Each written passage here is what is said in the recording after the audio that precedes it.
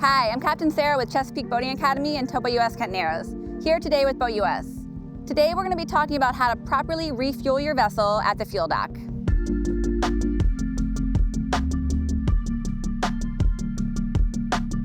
So the first thing that we want to do when we get to the fuel dock after we've tied up is to shut off our engine and also shut off all of our electronics. After we've done that, it's very important to close all of the doors, hatches, and any ports.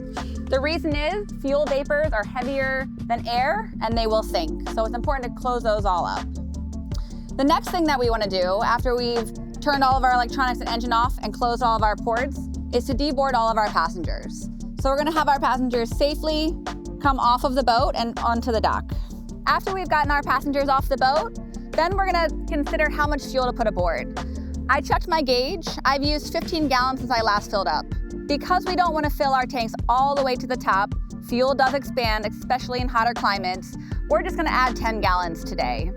We don't want to risk having the tank overfilled and spilling. Once you know how much fuel you need, it's important to find a dockhand to help you get the fuel. We are at a BoatUS affiliate marina, Piney Narrows and the Kent Narrows. We've got Gannon here with us today.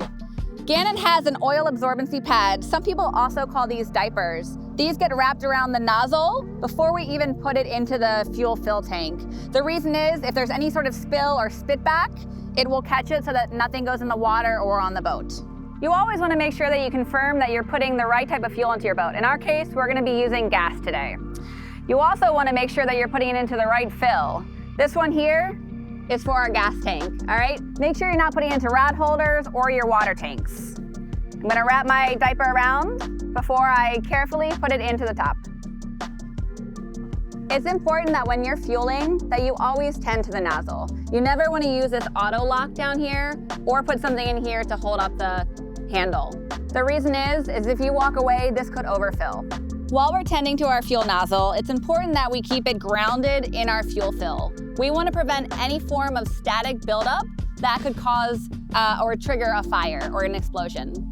We also want to keep in mind where our fire extinguishers are. We have one right here in our cockpit if we ever needed to use it.